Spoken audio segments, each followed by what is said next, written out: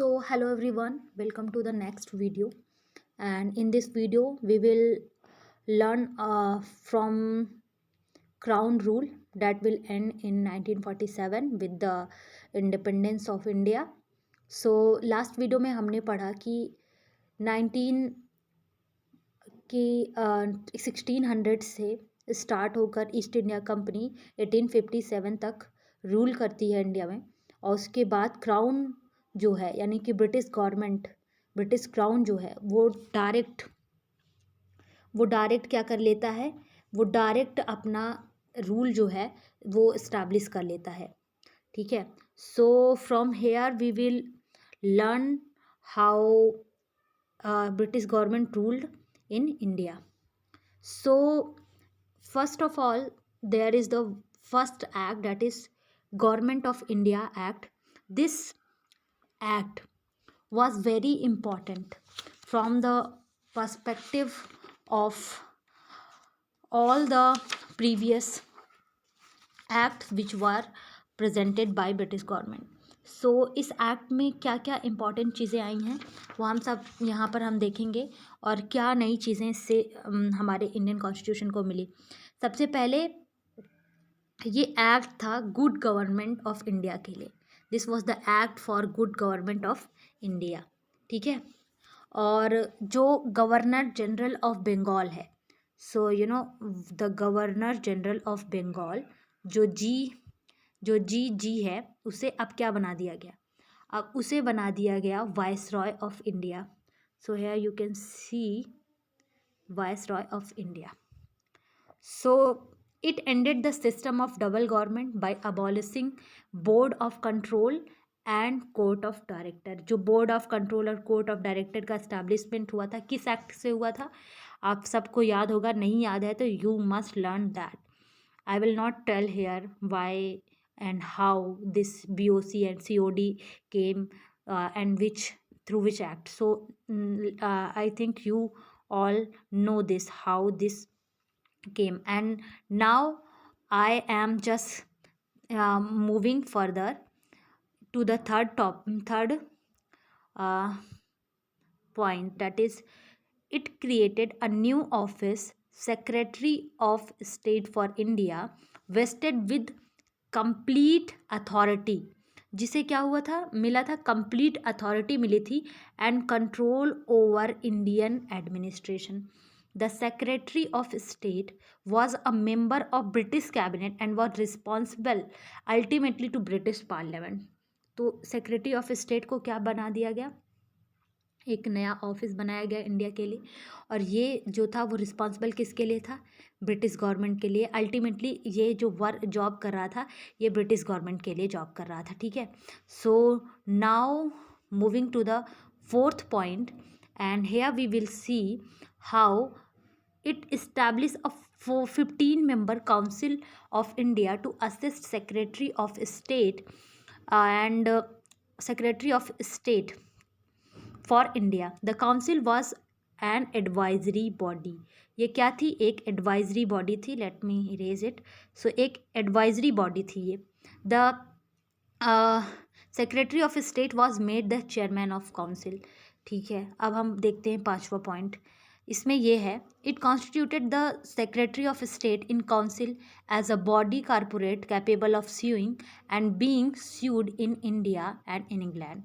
The Act 1850 was, however, largely confined to improvement of the administrative machinery, which the Indian government was to be supervised and controlled in England.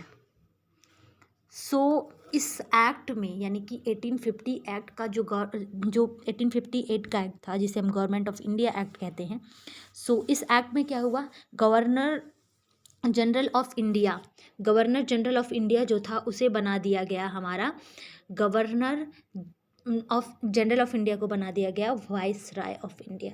So tell me who is the first viceroy. पहले vice राय कौन है, अगर हम बात करें तो ये हैं Lord Canning. Let me write here Lord Canning.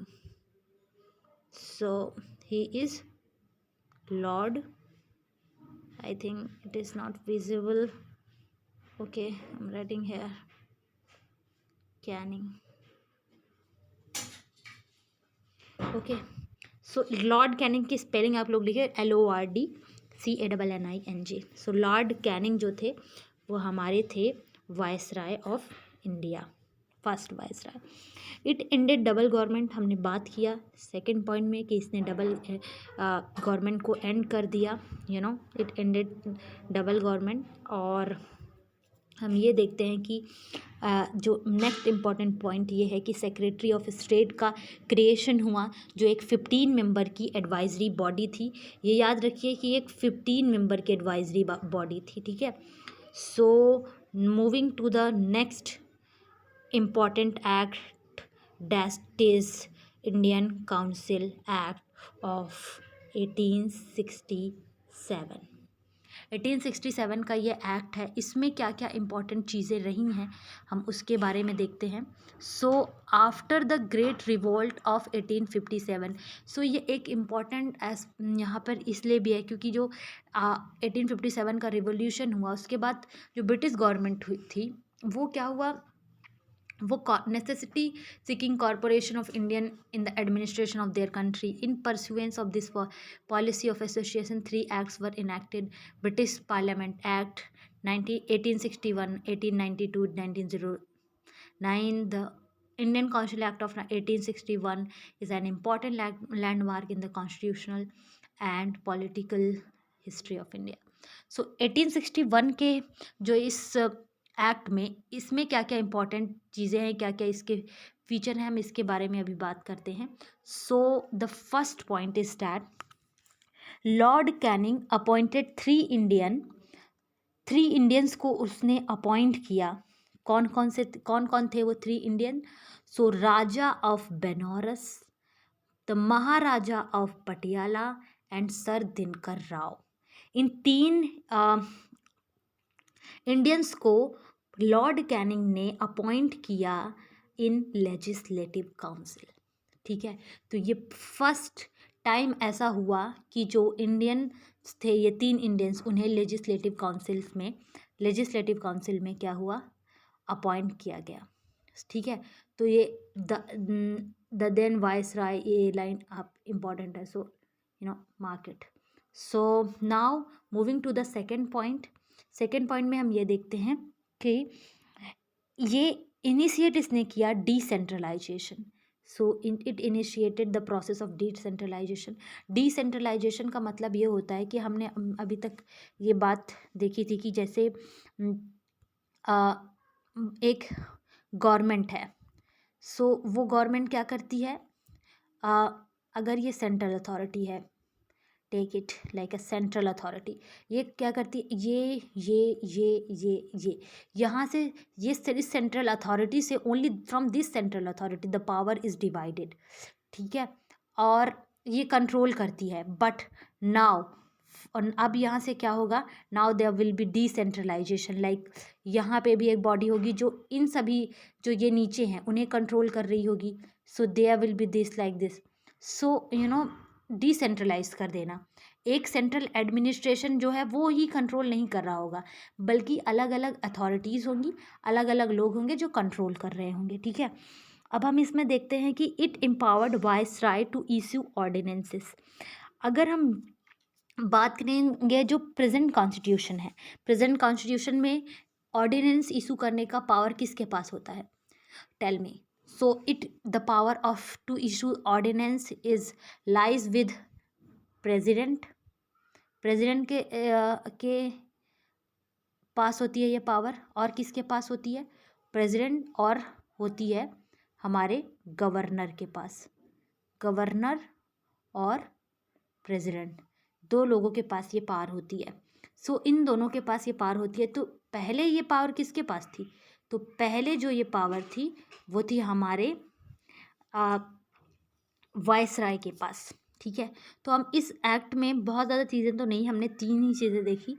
So now this was it provided establishment of new legislative council for Bengal, north western provinces and Punjab which were establish in, जो ये स्टेट थे जब इस्टेब्लिश हुए हैं तब का इसमें वर्णन है। एंड फोर्थ हम ये देखते हैं कि और ठीक है,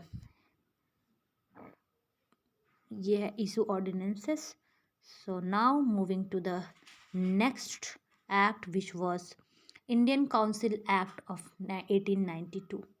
सो फीचर इसके क्या हैं? इसके फीचर बहुत ज़्यादा ये इंपॉर्टेंट एक्ट नहीं है क्योंकि बहुत ज़्यादा चीज़ें इससे नहीं हुई. पहला है, it increase the number of additional that is non official members in the central and provincial legislative council but maintain the official majority in them. It increased the function. Second point is it increased the functions of legislative councils and gave them power of discussing budget and addressing the questions to the executive. So आप third point भी ऐसे पढ़ लीजिए because it is not very important. So ये line यहाँ पर आप देखिए. So this is the act made a limited and indirect provision to the for the use of election in filling up some of non-official seat both central and provincial legislative council. The word election was however not used in the act. The process was described as nomination made on the recommendation of certain bodies. So now moving to the next act, that is the very important act, Indian council act 1909. Indian council act को हम एक नाम से और जानते हैं.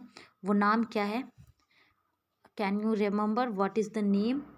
सो इसे हम जानते हैं as Morley Minto reform. Morley और मिंटो कौन थे? ये जो मॉर्ले थे उस टाइम वो सेक्रेटरी ऑफ स्टेट थे एंड जो मिंटो थे वो वाइसराय ऑफ इंडिया थे, जिन्हें फादर ऑफ कम्युनल इलेक्टोरेट भी कहा जाता है. सो मिंटो की स्पेलिंग यहाँ पर लिखी है. So you can write the meaning. Morley Minto reform यहाँ पर लिखा है, आल्सो नोन एज. सो जो मिंटो थे इन्हें हम बोलते हैं father of communal electorate also. हाँ, सो रिमेंबर दिस. और जो सेक्रेटरी ऑफ स्टेट थे वो मार्ले थे, इसीलिए इस एक्ट को हमने एक और नाम दे दिया मॉर्ले मिंटो रिफॉर्म. सो इस फीचर क्या थे इस एक्ट के? So let us study about the features.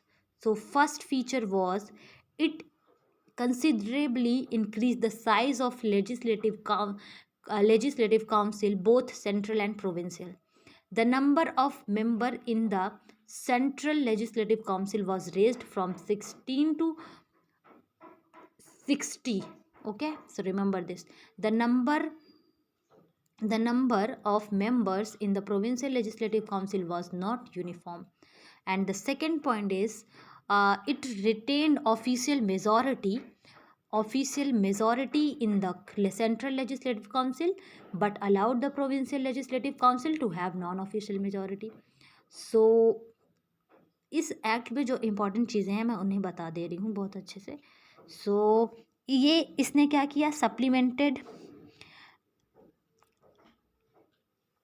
resolution on budget. So it presented resolution on budget.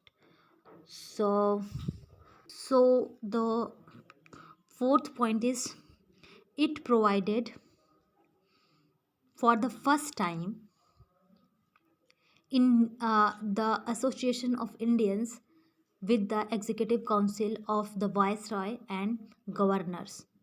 Satyendra Prasad Sinha became the first Indian to join the viceroy's executive council. तो इनका नाम याद रखिए कि जो सत्येंद्र प्रसाद सिन्हा थे फर्स्ट इंडियन थे जिन्होंने वाइसराय की एग्जीक्यूटिव काउंसिल को ज्वाइन किया एज अ लॉ मिनिस्टर. ठीक है, एज अ लॉ मिनिस्टर इन्होंने ज्वाइन किया. किन्होंने? सत्येंद्र प्रसाद सिन्हा ने. हम पाँचवें पॉइंट की बात करते हैं.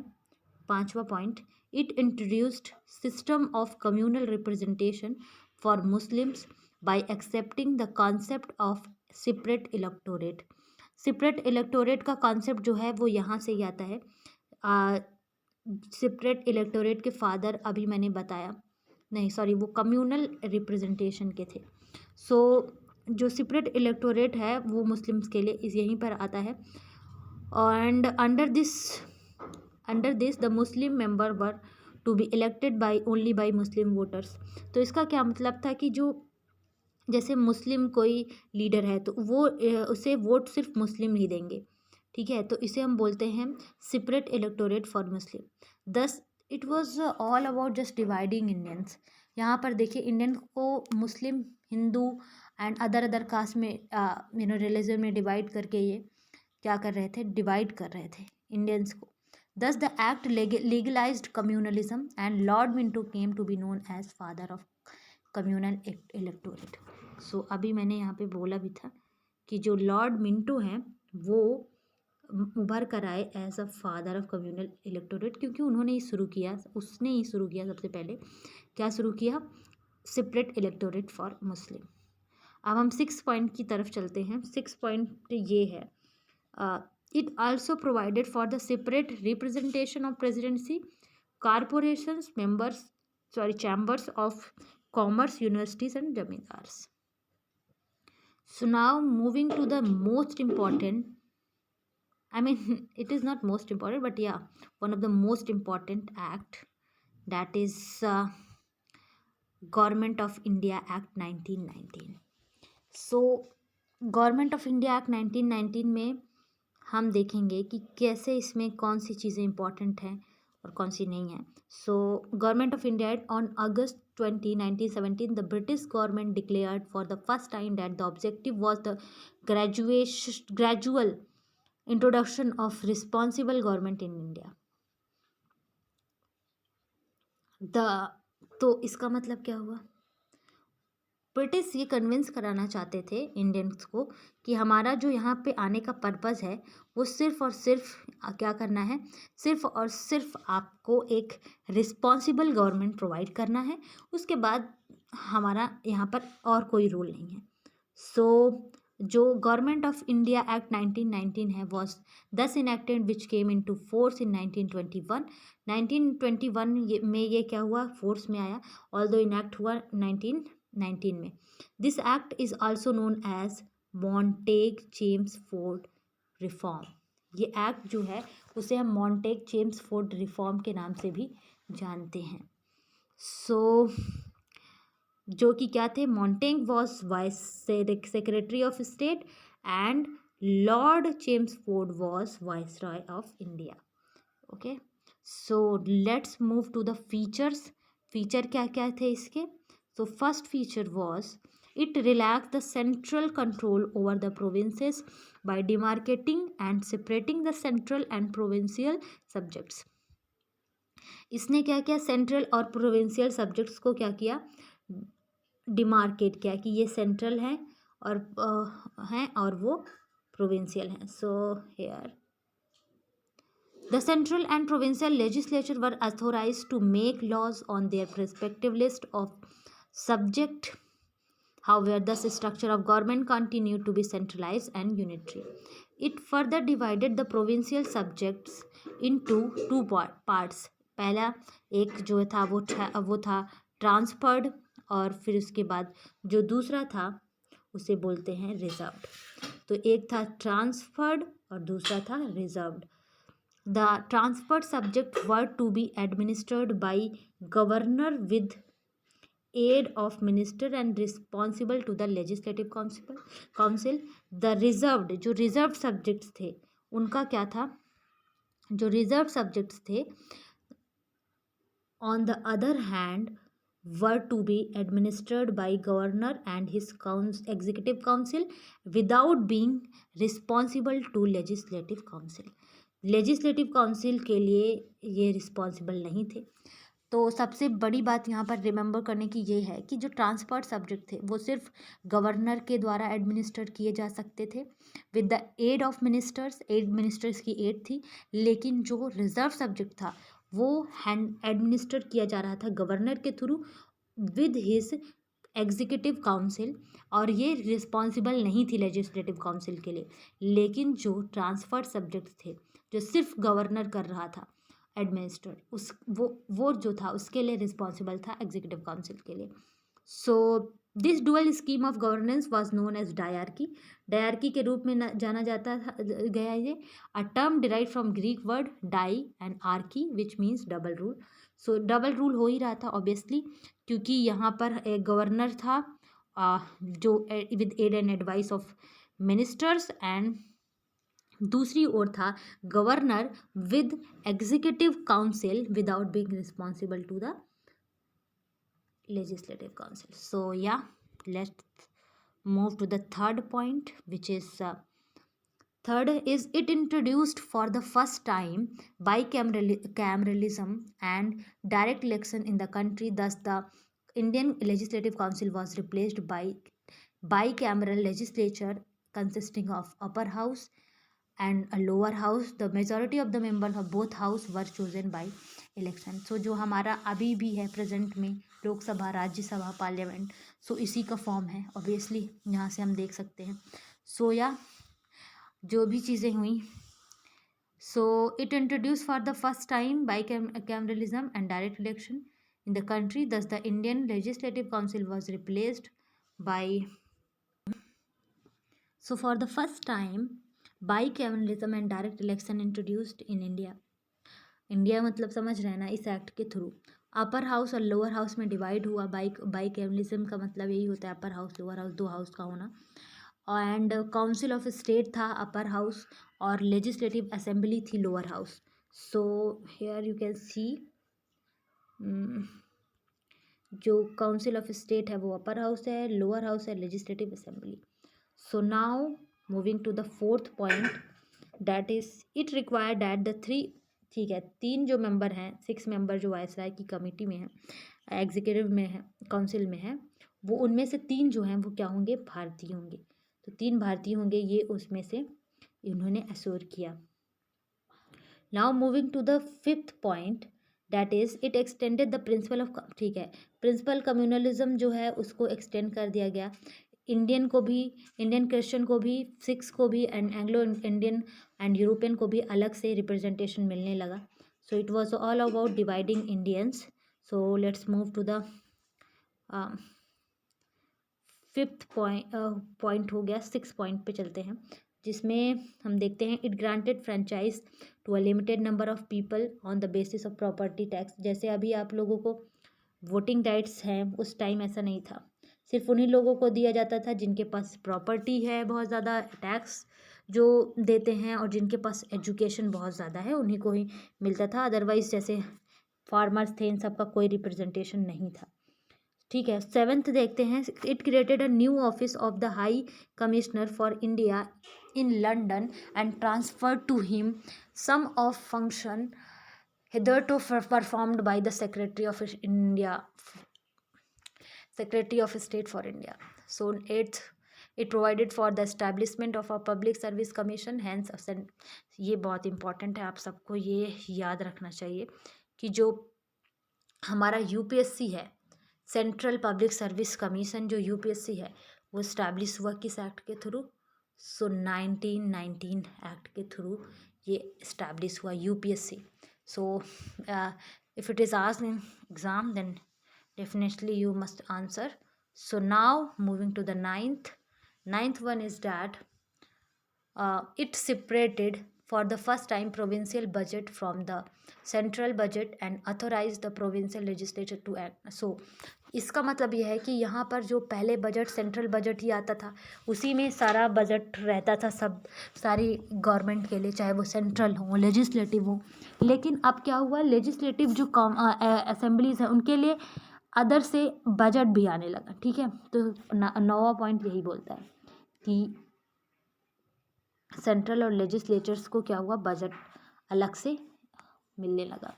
10वां देखते हैं, it provided for the appointment of statutory commission to inquire into and report on its working after 10 years in its coming into force. So now what was Simon Commission? So in November 1927 itself, that is 2 years before the schedule, the British government announced the appointment of a 7-member statutory commission under the chairmanship of Sir John Simon to report on the condition of India under its new constitution. All the members of the commission were British and hence all the parties boycotted the commission, क्योंकि जो सारा जो members थे इस Simon commission में वो सारे क्या थे, ब्रिटिश थे। तो बोल रहे थे आप बना कॉन्स्टिट्यूशन किसके लिए रहे हो, इंडिया के लिए, एंड मेंबर्स किसको डाल रहे हो, सारे ब्रिटिश को। तो it will not be tolerated by Indian. So इसने इंडियन ने क्या किया, इसको रिजेक्ट कर दिया, इस साइमन कमीशन का बाइकॉट किया। तो 1927 में साइमन कमीशन भारत आया। So now from here the commission submitted its report in 1930 and recommended the abolition of diarchy, extension of responsible government in the provinces, establishment of a federation of a British India and princely state, continuation of communal electorate and so on.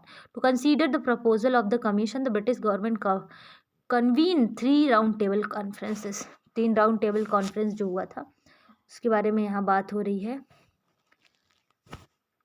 Of the representative of British India and Indian princely state.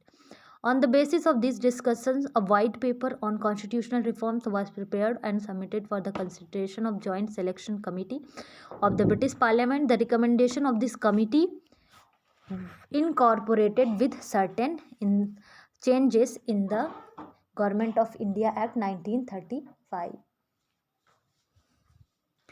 So, communal award.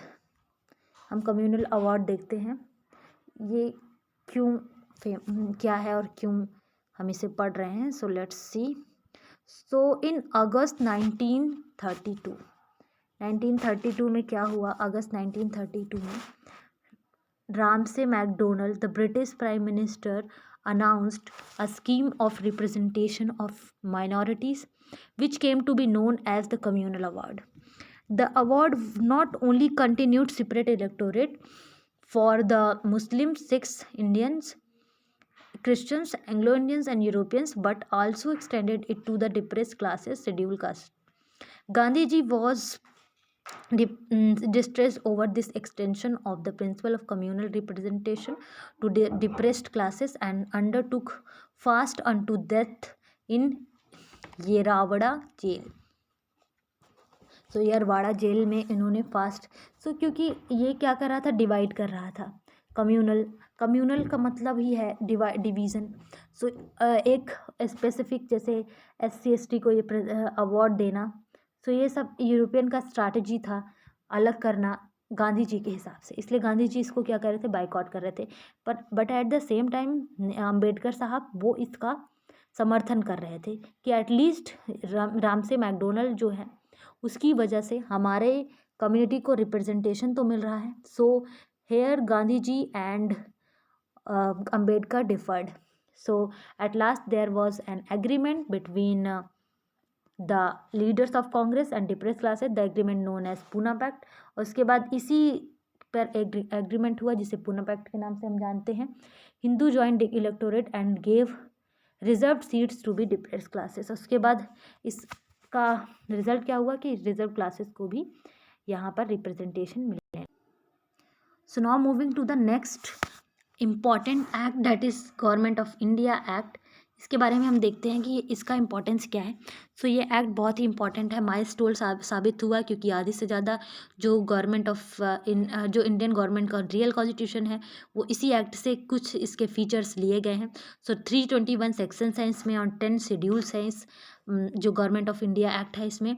और इस act ने क्या किया, जो division of power किया। Division of power जो होता है सेपरेशन ऑफ पावर से अलग होता है। डिफरेंस ये है कि separation of power executive, legislative and जो जुडिशरी है उसके बीच में होता है। डिवीज़न ऑफ पावर जो है वो फेडरल, प्रोविंशियल जो गवर्नमेंट होती हैं उनके बीच में होता है और अलग अलग सब्जेक्ट्स इसमें मिलते हैं। तो जो फेडरल गवर्नमेंट थी उसके पास 59 सब्जेक्ट्स थे, यानी 59 सब्जेक्ट्स पर वो लॉज बना सकती थी। प्रोविंशियल गवर्नमेंट के पास 54 सब्जेक्ट्स थे। और जो कंकरेंट लिस्ट था जिसको बोलते हैं कि जिस पर बोथ यानी फेडरल और प्रोविंशियल गवर्नमेंट दोनों लॉज बना सकती हैं, तो वो थे 36 in number. So now moving to the next, that is residuary power. Residuary power होती हैं वो पावर जो बची हुई होती हैं। तो बची हुई जो पावर थी उसको उस पर कौन लॉ बना सकता था, तो वो केवल वाइसराय था, क्योंकि सिर्फ वाइसराय ही था जो बहुत इंपॉर्टेंट बॉडी था वहाँ पर। जैसे यहाँ पर जो रेजिडेवरी पावर होता है वो कहाँ पर रियल इंडियन कॉन्स्टिट्यूशन में वो कहाँ जाता है, तो रेजिडेवरी पावर सेंट्रल गवर्नमेंट के पास होता है। तो उसी तरह सेम सेंट्रल गवर्नमेंट का रोल कौन प्ले कर रहा था, वाइसराय ऑफ इंडिया। तो वाइसराय ऑफ इंडिया के पास रेजिडेवरी पावर जाती हैं।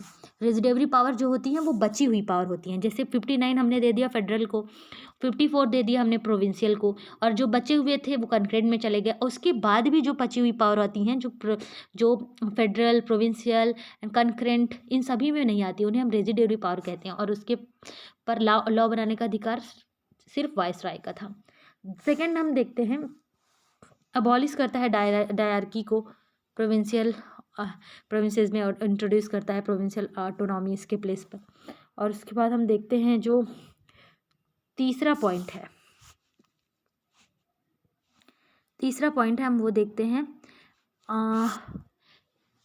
Introduced bicameralism in 6 out of 11 provinces, Bengal, Bombay, Madras, Bihar, Assam and UP, having legislative council, center and legislative assembly at state level. ठीक है, लेजिस्लेटिव काउंसिल जो था स्टेट सेंटर लेवल पे था, और लेजिस्लेटिव असेंबली जो था वो स्टेट लेवल पर था। सो यहाँ पर देखिए चौथे पॉइंट में आप देखिए कि ये बंगाल, ये इतने प्रेसिडेंसीज में बाई कैमरलिज्म आया। जो बाई कैमरलिज्म था, लेजिस्लेटिव काउंसिल अपर हाउस होता था and legislative assembly lower house होता था।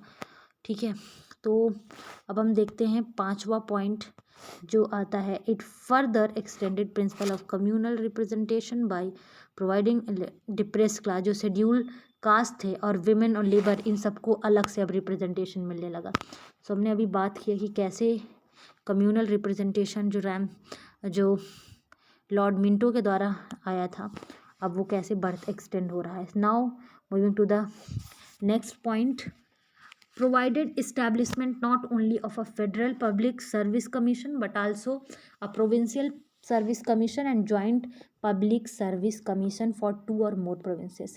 तो इस्टेब्लिशमेंट हुआ ना सिर्फ फेडरल पब्लिक सर्विस कमीशन का, जो कि पहले से भी था पब्लिक सर्विस कमीशन, अब यहाँ पर स्टेट पब्लिक सर्विस कमीशन भी जो है वो भी बन रहा है। सो ये देखिए, provincial public service commission and joint public service commission, GPSC, and जो अभी स्टेट पब्लिक सर्विस कमीशन है उनकी उसकी तरह था provincial public service commission. It provided for the establishment of a federal court which set up in 1937। और जो 1937 का जो फेडरल कोर्ट है उसे ही हम मॉडर्न सुप्रीम कोर्ट कहते हैं। सो इस पार्टिकुलर एक्ट से क्या क्या चीज़ें बोरो की गई हैं हमारे इंडियन कॉन्स्टिट्यूशन में। सो हम ये देखते हैं, पहला है प्रेजेंट सेंटर स्टेट रिलेशन, जो आज का सेंटर स्टेट रिलेशन है, जिसमें हमें अभी देखा कि जैसे फेडरल और प्रोविंशियल और कंकरेंट सब्जेक्ट्स हैं, डिवाइडेड हैं, सेम इसमें भी है। डिवीज़न ऑफ पावर अभी हम वही है, जो प्रेजेंट स्टेट सेंटर रिलेशन है, मतलब जो हमारा डिसेंट्रलाइजेशन है वो यहीं से लिया गया है। इमरजेंसी प्रोविज़न भी हमारा 1935 के गवर्नमेंट ऑफ इंडिया एक्ट से लिया गया है। Now discretionary power of governor, जो गवर्नर का डिस्क्रिशनरी पावर है वो भी हमारा गवर्नमेंट ऑफ इंडिया एक्ट 1935 से लिया गया है। Special responsibility of governor regarding tribal areas, जो ट्राइबल एरियाज़ होते हैं स्टेट के, उसमें गवर्नर का एक स्पेशल रिस्पॉन्सिबिलिटी होता है, वो भी हमारा 1935 के एक्ट से लिया गया है। और जो इंस्ट्रूमेंट ऑफ एक्शन किसे बोलते हैं हम, DPSP, that is directive principle of state policy. ये जो हमारे डीपीएसपी होते हैं, जो हमें स्टेट को की एक ड्यूटी होती है कुछ लॉज कुछ चीज़ों को मेंटेन करने का, उसे हम डीपीएसपी कहते हैं, हम आगे चैप्टर में पढ़ेंगे। वो भी हमारा लिया गया है गवर्नमेंट ऑफ इंडिया एक्ट 1935 के। सो एक जो बेसिक डिफरेंस आप लोगों को पता होना चाहिए कि separation of power, that is SOP and DOP, that is division of power, क्या होता है। सो सबसे पहले जो सेपरेशन ऑफ पावर होता है उसे हम बोलते हैं distribution of jurisdiction among government organs. तो जो ज्यूरिसडिक्शन मतलब कि आप किस किस एरिया में जो है एरिया जो है हम डिवाइड करते हैं कि किस किस एरिया में आप कानून बना सकते हैं, मतलब ये हो गया, एक दूसरा हो गया। तो जैसे एग्जीक्यूटिव है, यानी जुडिशरी है, और हमारा लेजिस्लेटिव है, तो हमारा पार्लियामेंट जिसे हम बोलते हैं। सो ये चीज़ें हैं जो हमारी सेपरेशन ऑफ पावर में आती हैं। लेकिन जो हमारा डिवीज़न ऑफ पावर होता है वो कुछ दूसरा होता है। वो क्या होता है? Distribution of authority at different levels of government. Different level of government में जो डिस्ट्रीब्यूशन करते हैं हम उसे बोलते हैं, क्या बोलते हैं, sorry because it is writing is very bad. So इसे हम बोलते हैं डिवीज़न ऑफ पावर। तो हम क्या करते हैं, सब्जेक्ट्स को डिवाइड कर देते हैं। सब्जेक्ट्स को डिवाइड कर देना यानी कि जैसे हमारा हो गया यानी फेडरल, ओके, प्रोविंशियल और concurrent, residuary, okay, like this. So these are the things that you should remember from Government of India Act 1935. Government of India act के बाद हमारा जो एक्ट आता है वो है हमारा इंडियन इंडिपेंडेंस एक्ट। सो ये एक्ट जो है हम इस एक्ट को हम पढ़ते भी रहेंगे। Now I am just concluding this because now I don't have time. Now the video is extending more. So on February 20, 1947, the British Prime Minister जो थे Attlee declared that Indian rule in India would end by 30 June 1948, after which the power would be transferred to Indian government. This announcement was followed by a agitation by Muslim League demanding party. तो इस act में क्या हम देखते हैं, जो क्या था, पार्टीशन हो गया कंट्री का। जो ब्रिटिश गवर्नमेंट थी उसने इंडिया और पाकिस्तान नाम की दो कंट्रीज़ का निर्माण कर दिया, ठीक है। तो इंडिया और पाकिस्तान बन गया। So it abolished office of viceroy का ऑफिस ख़त्म हो गया and provided each dominion government who was to be appointed by British King on advice of Dominion cabinet. And now I think these all things you can learn from yourself, so you can study these things. Now I don't think so there is any, there is one important thing जो 1946 में interim government बनी थी, उसमें जो था किस किस को कौन कौन सी पोर्टफोलियोज़ मिली थी, ये आप याद रखिए। एंड उसके बाद जो 1947 की जो पहली कैबिनेट थी, चाहे आप पहले इंटरिम गवर्नमेंट को याद रखें या ना याद रखें, लेकिन ये बहुत इंपॉर्टेंट है कि आप इन सभी चीज़ों को याद कर लीजिए कि जो जैसे जवाहरलाल नेहरू जी हैं, उन्हें prime minister external affairs and Commonwealth relation scientific research का पोर्टफोलियो मिला था, और सरदार वल्लभ भाई को होम इंफॉर्मेशन ब्रॉडकास्टिंग मिला था। लॉ जो था वो अंबेडकर के पास था, लेबर जगजीवन राम के पास था, ठीक है। हेल्थ राजकुमारी अमृत कौर के पास था, work and power mines VN Gadgil के पास था। So all these are important and now with these things we have completed our first chapter of Indian polity, that is the historical background. So now with this thing we have completed our first chapter, that is historical background. So now from this only here I am going to end my lecture, that is very large also. So thank you so much, thank you for joining me in this lecture. Have a good day.